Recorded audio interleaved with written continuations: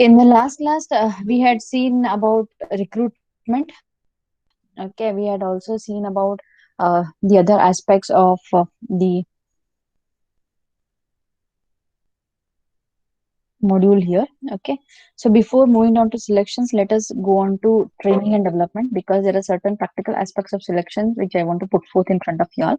After training gets over, we'll just go in for selection. Okay, so here, my dear students, training basically, it is a need for organization. Okay, so training is needed by organizations to build and sustain competencies that would provide them with competitive advantage. Okay, so here you train your employees basically to see to it that they upgrade their skills, they upgrade their competence, they upgrade their knowledge, and they implement the same in the workplace. Okay, so that training also is being given of how to implement your knowledge, ability, and skills in your workplace and get the best performance. Okay, so that is very much required. Okay, that's what basically the training aims at. Fine.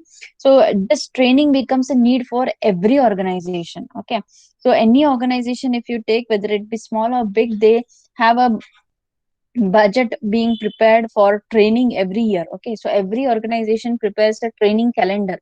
So entire year, what all training are to be given, who will be the part of training, who will be the trainer, okay, from where the training will be conducted, everything will be taken into consideration. And before the year starts, or before the before 6 months or something like that, they go in for preparing a training calendar for the entire 6 months or for the entire year, and according to the schedule the training will be done. Other part of it, training will be taken as you know in the other alternative when there is no production in the organization. Okay, so if the production is very low or if it is off season, so that time is being utilized for training the employees. Okay, so training becomes very necessary thing, and very important aspect when it comes to growth and progress of the organization. Okay, so knowledge era human assets are valued highly, right?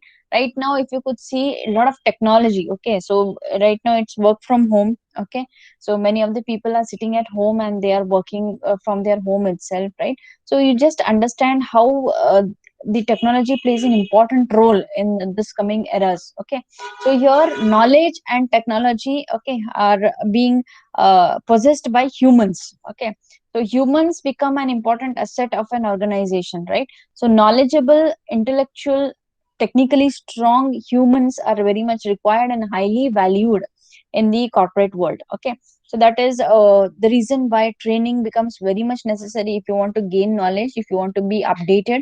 Okay, so there are a lot of changes which are happening with the wink of an eye. Okay, so immediately, today you have learned something that becomes older version of it, and again you have to learn the next version. Okay, so like this, lot of things keep on changing and you have to keep on upgrading.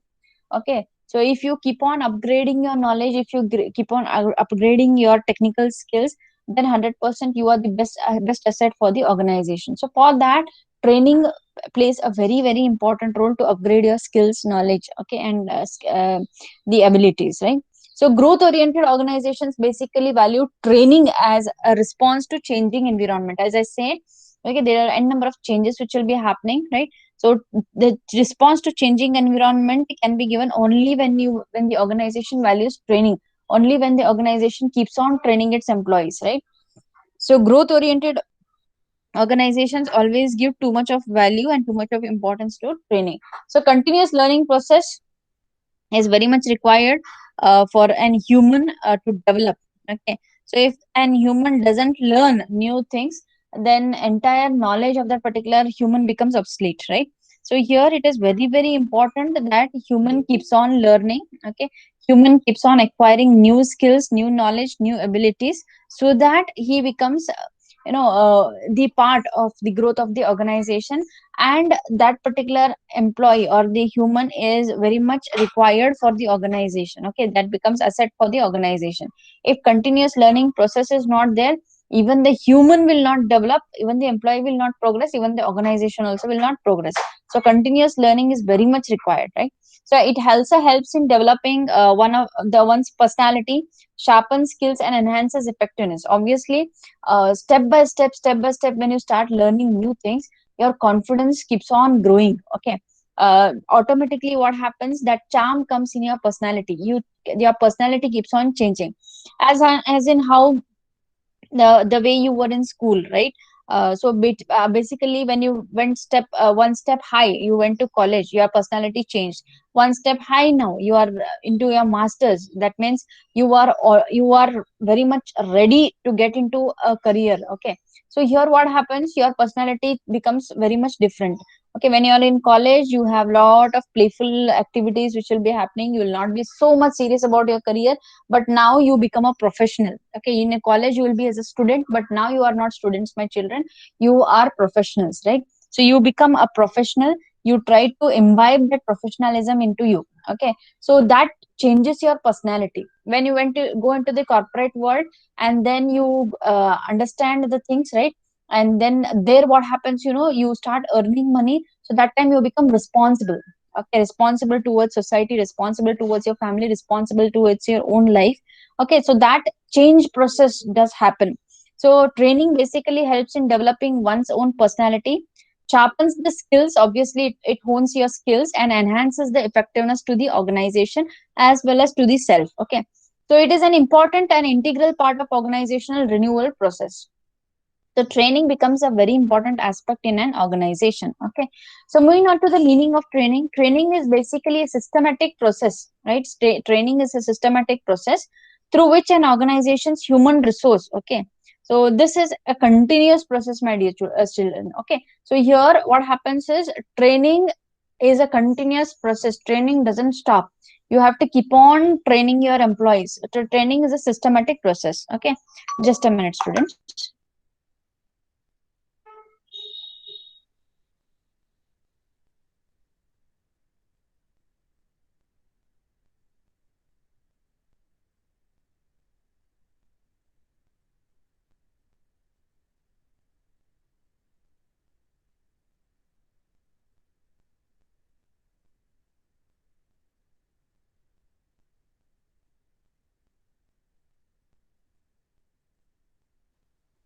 Okay.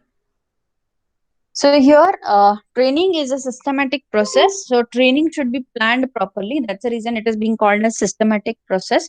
Are you able to hear me, students?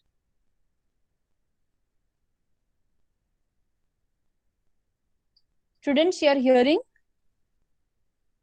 Yes, ma'am. Yes, ma'am. Ma'am, your Oh, voice is breaking. Yes, ma'am. sorry, voice is breaking. Huh? Right. So training It's basically not. is sorry. Now is it clear? Yes, ma'am. Okay. So training basically is a systematic process through which organizations human resource. So training is a process, a continuous process. It is a planned process. Okay. So that's the reason it is being called a systematic process through which an organization's human resource. Okay. So what they do in training, they plan for development of the human resource. So training is a systematic process through which an organization's human resource gain knowledge, develop skills, and improve their performance. Fine. So training is a systematic process through which organizations human resource gain the knowledge and develop the skills by instruction and practical things being happening there. Okay, practical activities, and it results in the improved corporate performance. Okay, so here employees start improving their performance, ultimately the organization also starts improving the performance. Fine. So that is the meaning of training. Now, functions of training. What are the different functions of training? First function of training is acquiring knowledge. Okay, so main aim of training is giving knowledge to the employees. Okay, giving some specialized knowledge to the employees, giving some specific knowledge to the employees, so that employees become knowledgeable and they start implementing that knowledge in the workplace. Fine. So here main aim of training or first function of training is acquiring knowledge. Okay, so here employees will start acquiring the new knowledge, gathering the information. Okay, and then change in attitude. Fine. So here change in attitude is very important aspect. Automatically when the employee is being trained, okay, so that time what happens, the attitude towards the organization or attitude towards the work keeps on changing. It just changes into positive, because I am very much confident that I know how to do this particular work, so I become very positive towards that particular work. Okay, when you bring new technology in the organization, okay, and you start training your employees, when you bring new technology, immediately you put forth your employees to work on that, it is not possible. Their negative attitude will be built. So what you do is you just go in for building a positive attitude by training the employees first, telling what exactly, instructing them properly, and then putting them on the machine. So that time the attitude will be entirely different. They will be very confident, they will be very positive about that particular machine. Okay, so that's what we say, change in attitude. Right? Then helping to put theory into practice. Now training also helps to put theory into practice. So training will be more into practical aspects of the things, right? So basically, what they do is whatever is written in the book, maybe whatever instructions are being put forth, you train them how to implement those instructions. Okay. Then training basically helps to evaluate abilities. So training here, it helps to evaluate abilities and competencies, right? So in training, what happens, we understand at what level we stand, right? At what level we stand and what I have to go in for, what I should acquire, what knowledge I should acquire for my further career progression, right? So here what happens is you start evaluating your own abilities, your own competencies, and you know what are your shortcomings or what are your strengths or weaknesses, right? You just try to identify it and evaluate it and try to improvise on that. That is one of the function of training programs. Apart from that, enhance problem solving and decision making ability. Now basically, when it comes to technical training or whatever it is, right, what they do is they focus on more practical aspects of the things. That means that they try to bring in virtual rooms wherein they can see how the machines work and all those things, right? So here what they do is they try to enhance how the problem is to be sorted out, how the problem solving can be done if certain situation occurs, right? They try to demonstrate it and they make the employees who are in the training also to demonstrate that, okay, one by one. So here, my dear students, it enhances the problem solving capability as well decision making ability. Okay, so employees are being put into certain situations, certain cases are being given, how the decision making is to be made in such type of cases. So you are preparing your employees for further eventualities, whatever are there, right? Then it improves the performance of the employees in the organization as well as organizational performance. So these are the various functions of training program. Okay. Now moving on to importance and need of training. Why it is required? What is the importance of training? First importance of training is it aids in new entrants attaining role clarity. Okay. So here what happens is when you train your employees, okay, whenever a new employee is recruited in the organization, first thing what you do is you just put them for induction and orientation program, right? So what you are doing, you are making the employee familiar about the organization's culture. You're making them familiar about the people in the organization, right? So that's what the new entrance training will be there. You make them clear as to what is their role in the organization, what they are supposed to do. You make them very much familiar with the job description, okay, of that particular duty or what of that particular job which that particular person is appointed for. Okay, so here training helps the new entrants in attaining the role clarity, right? Whom they are supposed to report, who will be reporting to them, right? Which are the various departments where all the communication will be happening of that particular employee to which employee of various departments. Everything is being informed to that particular employee. Okay, and that training is being given, right? That is one of the need for training basically for new entrants, right? Apart from that, ma'am, let me in.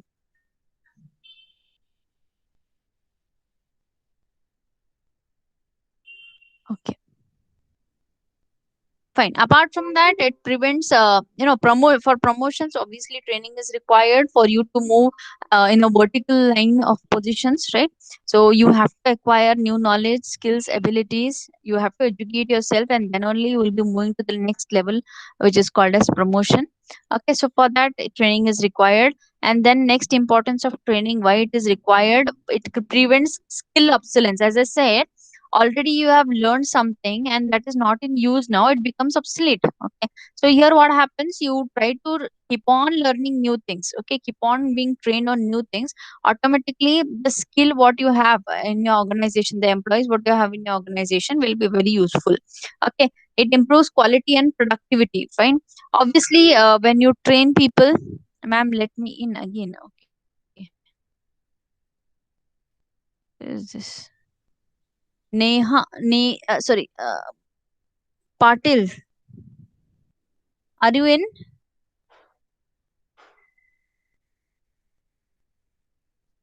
Pooja Patil. Okay, please someone let her know that. Okay, fine. Fine. So here, my dear students, when it comes to importance and need of training, it improves quality and productivity. Obviously, when you train your employees properly, they can work in a better way. Okay, automatically their performance and their confidence level increases, and the productivity also increases when they know how to work. Okay, so that is only what is being given in training. Then meet organizational objectives. Obviously, when employees are trained, they perform better. When they perform better, they meet the objectives of the organization, right? And it improves organizational climate because you are giving a way for the employees to develop their career. Okay, you are giving growth opportunities for your employees to training them, right? You are giving all the tools in training for them to perform well and get in better positions in the organization. With this positive thing, what is happening in the organization, automatically what happens, the climate which is being built in the organization will be very positive. So it improves the organizational culture, right? So too much of gossips and negative things will not be there in the organization when organization is concentrating on more on employee training. Okay, and concentrating more on its profits, right? So that's what we say, training basically improves the culture of the organization or climate of the organization. And then it prevents accidents. Obviously, when you train people on working on a particular machine, okay, and they know very well what are the precautions which are to be taken, what are the safety measures which are to be taken, how to follow the instructions of working on that particular machine. So that is being trained practically in the training room. So automatically they can go and implement it there, right? So it prevents happenings, it prevents unnatural happenings as well as accidents which will be happening in the organization, right? And it supports personal growth and development. Obviously, you are giving personal growth opportunities to the employees when you train them. Okay, you are adding on to their knowledge, which again brings in growth and development in their career. So these are the various importance and needs of training, right? Success of a training program depends on. So, my dear students, success of training program entirely depends on the intention to learn from the participant. Okay, so training and learning, okay, are very important aspects in the organization, right? So here, if you want your training program to be very successful, first thing is you have to have the employees or the trainees intention to learn, right? That is very much required. If the participants are not intended to learn, whatever you train goes in vain. Okay. So for this HRM class, if your intention is there to learn certain things of human resource management, or your intention is learn for the examination point of view, obviously you will be interested in this particular lecture. If your intention is just to sit for the class for the sake of attendance, you will not be learning anything, right? Because your intention itself is not there to learn the subject, okay, to learn for this particular class. Okay, so here, my dear students, intention to learn is very, very much required from the participant. If the participant is mentally not prepared, okay, for the training program, even if he comes and sits for 2 to 3 hours in the training program, he will not be able to grasp even a single information whatever the trainer has given. Okay, so here, if he has the intention to learn, and if he knows that if I attend the training program, it will 100% improve my performance, if that intention is there, then mentally that particular candidate or that particular trainee or employee will be ready for the training program and will grasp each and everything which the trainer information which the trainer is giving. Okay, so intention to learn from the participant is very much required if you want your training program to be successful. Then reinforcement provided to the learner. Okay, so here reinforcement is very, very much required. Motivation is very much required. So when the employee implements it successfully, whatever training is being given, he goes and implements it successfully in the organization. You give a award or a word of appreciation to that particular candidate who has implemented it in the right way. So that basically is nothing but reinforcement. Okay, so you are reinforcing that particular person to repeat the actions what he has done, which has led to success again and again. Okay, so that's what we say reinforcement provided to the learner. And then developing the potential from an individual's point of view, right? So here basically, in when it comes to a training program, all the trainees will not be same. Okay, some of them will be having a very low ability, some of them will be having a very high ability, some of them may be somewhat expert, some of them may be learners or beginners for that particular program. So all this type of people will be there, right? So you have to develop the potential from the individual's point of view. So you have to see to it that you develop the potential from the individual point of view, understand the strengths and weaknesses of each and every individual, understand the learning capabilities of each and every individual. Some people learn very slow, some people learn very fast. Okay, some people grasp the things, some people memory is very high. So all these things are being taken into consideration. That's the reason, my dear students, whenever there is a training program, okay, professional training programs, what they do, first they take the entire no, profiles of the audience, who are the audience, what is the nature of that particular audience, what is the education qualification of the audience, okay, what is the experience level of the audience, everything will be known to the trainer. So trainer studies the people, the audience first, whom he is going to train or whom he is going to give the lecture. First, that is being understood, and then he plans for his training program accordingly. Okay, some people are kinesthetic, some people are visual, some people are audio. Okay, so some people just listen and learn the things. Some people just speak. Sorry, some people listen and learn the things. Okay, some people see and learn the things, and some people do and learn the things. So here, seeing and learning is known as visual. Okay, doing and learning is known as kinesthetic, and then the other one, that is uh, audio, that is speaking and learning. Okay, so here, my dear students, if you could see many of them, right, some people what they do, they just take the book, they start reading. When they start reading loudly, that loud voice or which is there, the words which are being put for and pronounced in loud words, that goes and prints in their head, and then they learn. Some people what they do, they just silently keep on reading the book. Okay, without uttering even a word, they, without murmuring, they just silently read. Okay, they are using their eyes to read. That is nothing but visual type of people. Okay, some people they do the thing, some people take the book, they move around the house, they just go from one room to another room, and they start reading while moving itself. So these people are the people who will do the things and then they will learn that they want to do something or the other. Okay, so these are kinesthetic people. So here, my dear students, in trainers also there will be visual, there will be audio, there will be kinesthetic. So majority of the people, what they are, that is being taken into consideration, and then the training is being planned, so that whatever is being put forth in the training immediately goes in the head of the trainees. Okay, so that's what we say, developing the potential for individuals point of view. Then active participation of the trainee is very much required. There should not be one way traffic.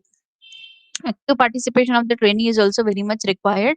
So a trainee also should participate in answering the questions, participate in demonstrating the things, participate in various games which are being put forth, or participate in problem solving. Okay, everything is required. So active participation is a must for any success of training program. If there is no active participation, and if there is only one way traffic, then your training will not be successful. Okay, because you don't know at what levels people have understood or trainees have understood your training program. Then Providing opportunities for practice very much required. Immediately after the training, you cannot put them on the floor and make them start the work immediately. Okay, you have to make them practice the things, and then afterwards you will be going to the floor and implementing whatever you have learned in the training program. Okay, so many a times you will see test matches and all those things, right? So immediately a cricketer, immediately after he learns, he will not be directly going to the national level or whatever it is, state level, right? So first they will be playing in the local, and then slowly they practice the things, and then they go in for the higher levels. In the same way, my dear students, immediately after the training program, if you put them forth on the floor and then tell them to work on a particular machine or work on a particular process, whatever it is, it would not be very much possible for them to do that. Okay, because their mind, it has grasped the knowledge, but it has not practically been exposed. So here what it is very much important that you make them practice the things first, make them perfect, and then put them on the floor once they are very much accustomed to that particular technique or practice which have been taught in the training program. Then transfer of learning to take place from training program, very important. Okay, so here training program is there, trainees are there, trainer is very much well prepared, but is what trainer saying, it is same, whatever communication the trainer is giving, is it received by the trainee in a same way? That is very very important, that is communication. Okay, which is very very important. So here communication becomes a medium to tell whether whatever the trainer is saying, is it being received in the same way by the trainee. Okay, so when communication is proper, obviously transfer of learning also happens in a very proper way. Okay, if there is a gap in communication, automatically the transfer of learning may not happen. So for success of a training program, intention is very much required, reinforcement is required, motivation is required. Then you have to develop a potentials from individual point of view, active participation is required, you have to provide opportunities for practice, and then transfer of learning is a must. Okay, these are various steps of a successful training program. Now let us move on to differences between training, education, and development. So training basically is always for a short term. Okay, and it is task oriented. If there is any task, okay, if there is any change in the process, if there is any new technology being given in, then 100% training will be conducted. So it is for a short term. Okay, and it is targeted on achieving a change in attitude. Now what training targets on, it targets on achieving sorry, changing the attitude of an employee, changing the skills and adding on to the skills and knowledge of the employee into specific area. So it is usually job related. Training will always be job related. So whatever training programs or trainings are being given in the organization, it will be always related to the present job.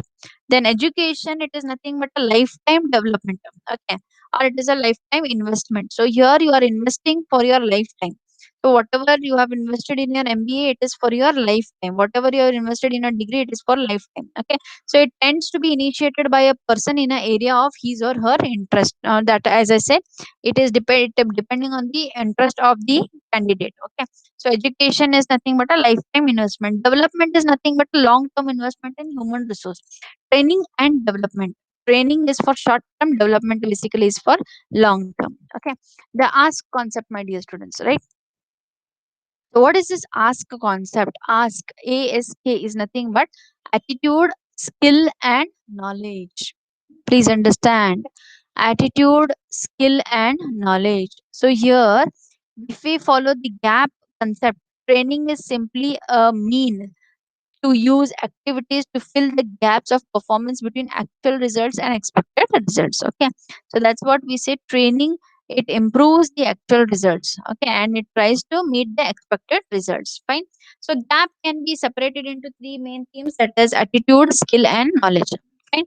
So here, my dear students, if you could see here, rank attitude, skill, and knowledge by difficulty to develop in an employee. Okay, so attitude basically, I'm sorry, the arrow is not marked. Attitude, changing of attitude is most difficult. Okay, you can train your employees to change their attitude, but they themselves training it. They themselves changing it after receiving the training.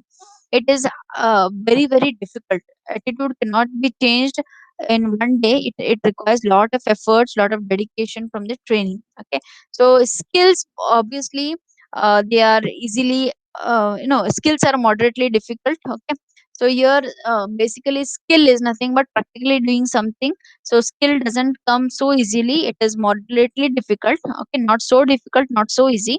Knowledge is very easy. Okay, what you're going to do is you're just going to understand whatever is written in the book, or whatever is being trained by the trainer. Okay, so here attitude, skills, and knowledge. Fine. Then five principles of learning, my dear students, very important. First principle of learning is participation.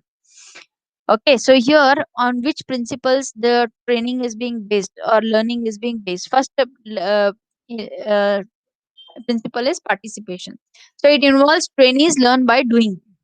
So you make the employees learn by doing the things themselves. Okay, so in laboratories, if you could see, my dear students, the lab technician, they shows in the chemical reaction and all those things, and afterwards they let the students do it. Okay, so here participation is very very important for your training to be very successful, or your learning to be very successful. Okay, then my dear students, repetition. Okay, so learning, if you could take your MBA subjects and all those things also.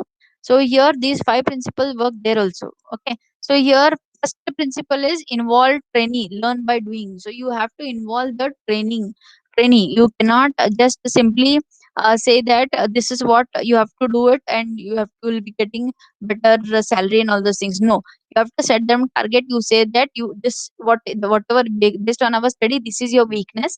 Okay, and you have to cover up this particular weakness by getting training, and after getting the training you will be achieving so much of results. So that if that is being done, obviously what happens, you make your trainees involved in the training. They know, after knowing their weaknesses, they 100% will be putting forth themselves into the training program or learning programs. Okay, so learn by doing, as I said. Then repetition, very important, right, my dear students. Okay, so for your subjects also, basically you have getting involved in your subjects, learning the subjects. You're learning by doing the things. Okay, but afterwards you have to go on repeating the things. So once you read and just keep it off, it is not possible. Okay, so repetition is very very important. Repeated ideas and concepts to help people learn. Okay, then you have relevance. Okay, so learning or learn better when material is meaningful and related. Fine. So you can learn better when the material is meaningful and related. If there is no relevance, you are MBA students. Okay, and today if I give you engineering notes, it is not very much relevant to you, so it is not possible for you to read the things also. Okay, so learning becomes very much better when material is meaningful and related. Okay, so it should be very much related to whatever training is being given, or to whatever is expected from the trainees. As well, it should be readable and meaningful. Okay, then only the learning is very much possible. Fine.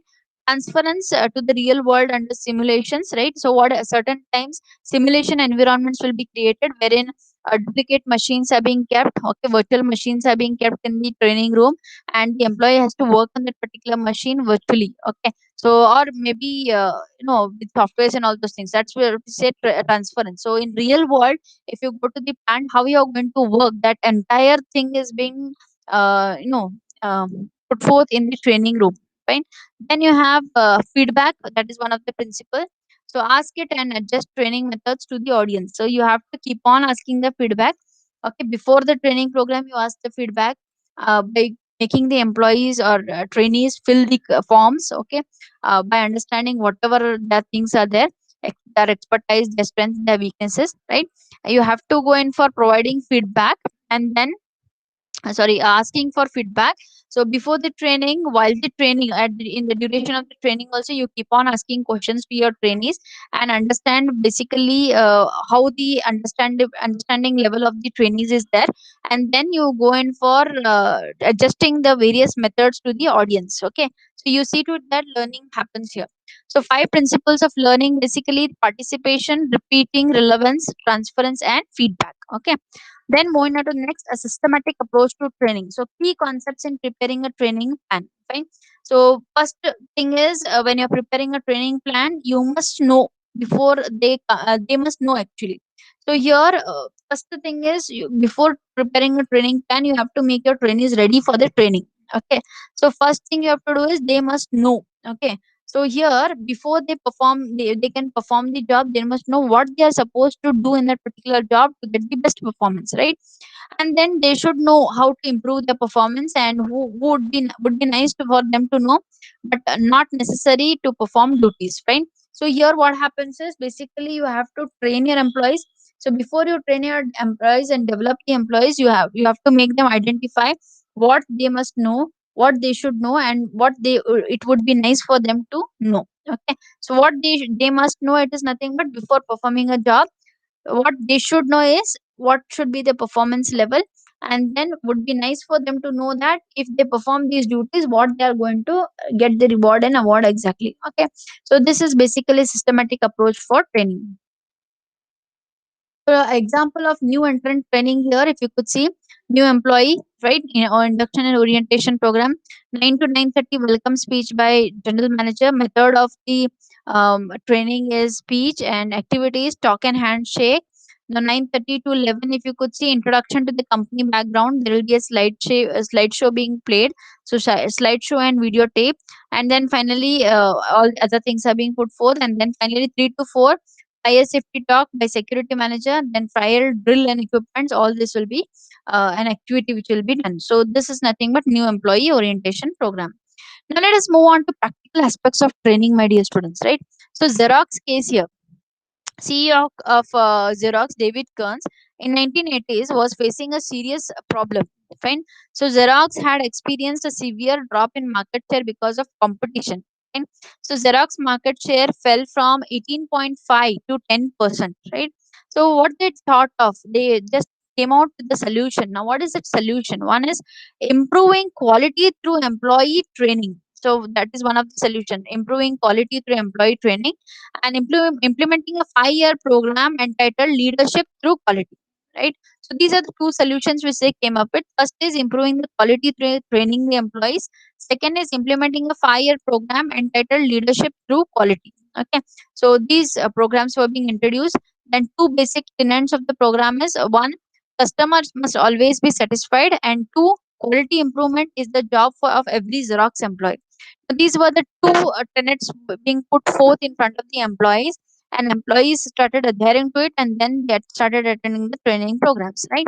So, training professionals from each of its operating units worldwide to work with headquarters training staff. Okay, so training office professionals were working with the headquarters training staff and developing all the courses and then conducting the classes. Okay, so here, all these things were being put in. The training cost was expensive. It was very expensive and time consuming, and it estimated to dollar 125 million and 4 million work hours. Okay, so that is also being taken into consideration, the man hours which are being lost.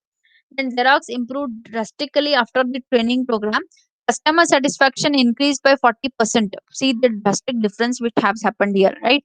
So customer satisfaction increased by 40%, and customer complaints decreased by 60%, right? So decrease in customer complaints were there, as well as increase in customer satisfaction was there, right? So Xerox had reclaimed its top position in the US copier market. Fine.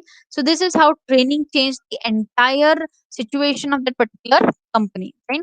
So since 2003, for using training functions as a strategic business partner, as I said, the role of the HR now, it is a strategic agent, okay, of the organization, right? So you play that role of strategic agent. So you have to go in for planning for strategies of training business. Fine. Sorry, strategies for training. Then tools for training. Everything is to be put forth.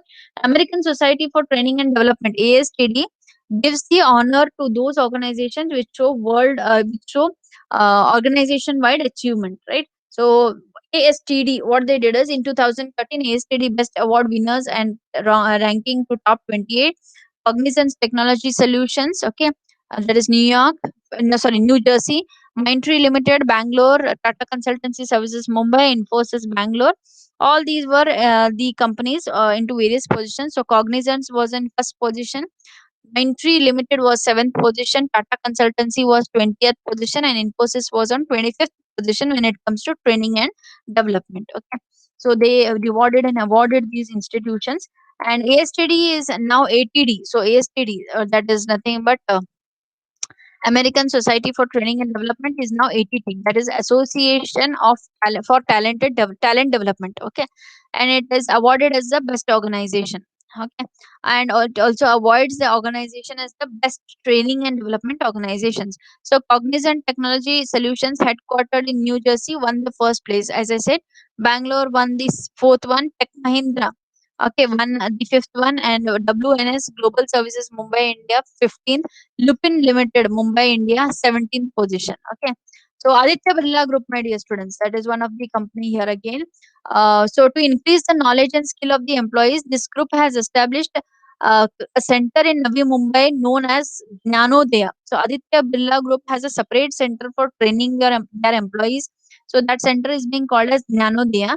Okay, so there are two ways of learning at the center. First way is G learning, that is the Birla Group Learning. Okay.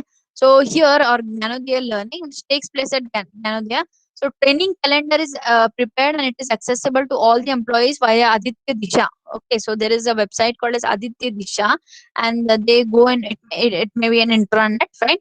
So the group of wide intranet, as I said, Aditya Disha, it gives a plan for the employees that this particular year we are going to have this much of training programs, and the conduction of the program will be in this particular area, and these are timing of the training program, date of the training program, everything will be given. Okay, so here the training calendar is accessible to the employees at Aditya Birla Group via intranet. Okay, intranet, I hope you know the difference, right?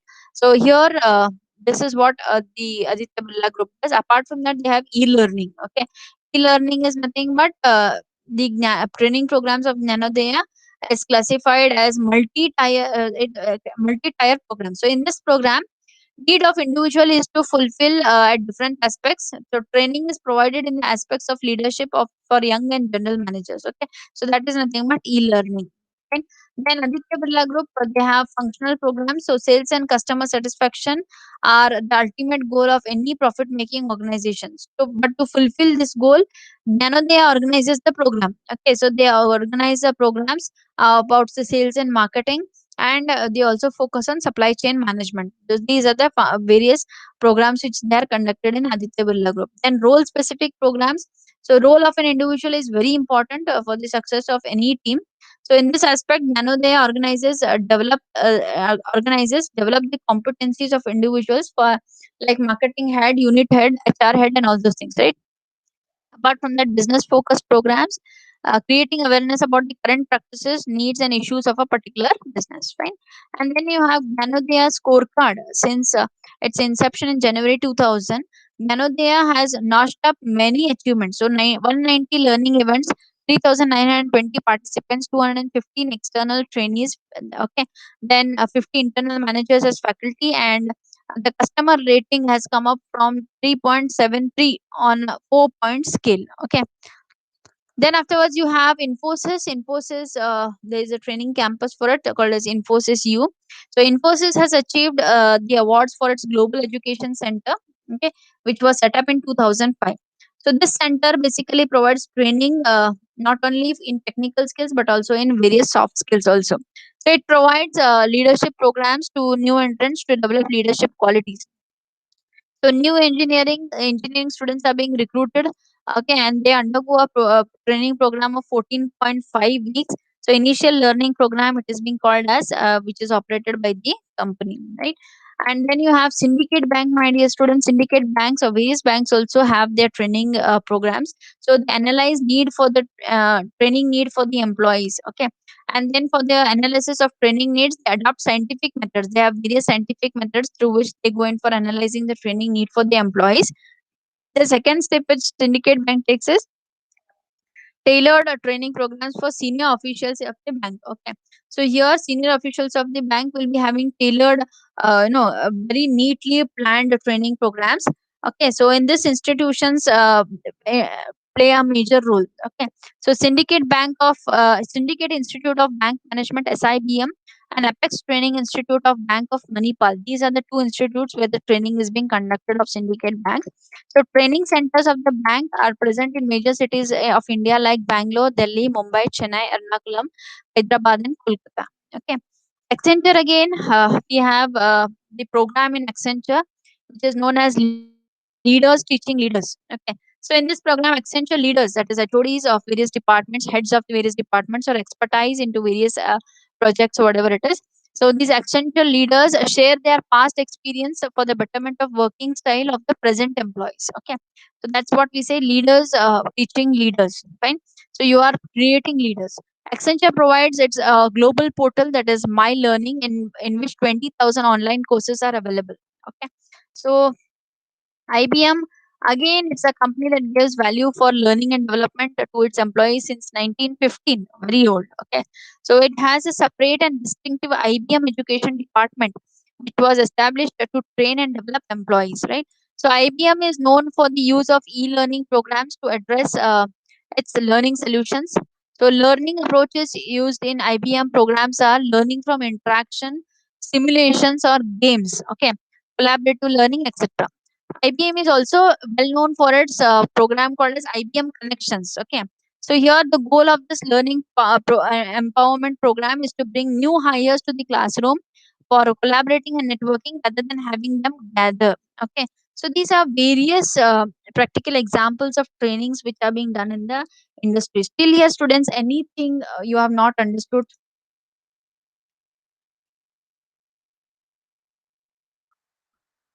Students, anything which is not understood till here?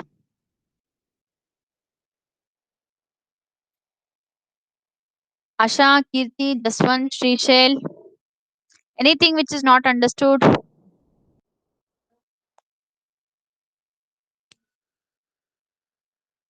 Please Understood, message ma'am. in the chat. Understood. Okay, that's great. That's great. Okay. So next class we'll be looking into various methods of training, and then we'll move on to selection, and that would be the end of module 2. Okay. Any questions, students? Any question? If you have any questions, you can put forth in chat box, or you can speak up, unmute yourself and speak up. Ma'am, Any question? what is difference between a G-learning and e-learning? Sorry, G learning and E-learning. yeah, G learning and e learning. So these are very different programs. Okay. So here G learning is nothing but Nanodea. Okay. So here G learning speaks about Nanodea learning. This is a separate program, right? So in our college we have MBA in engineering. So these are various two programs which are targeting for various different students. Okay. So here G learning, it is a training calendar which is accessible. Okay. By Aditya Disha, that is a training. That is a the intranet which they have, Aditya Disha. In that training calendar will be put forth, and the employees of that particular Aditya Birla group can go in and refer that particular training calendar, and they can choose to which program they can participate or they want to participate. That is de-learning, nano they are learning. It's a separate program for employees of Aditya Birla group.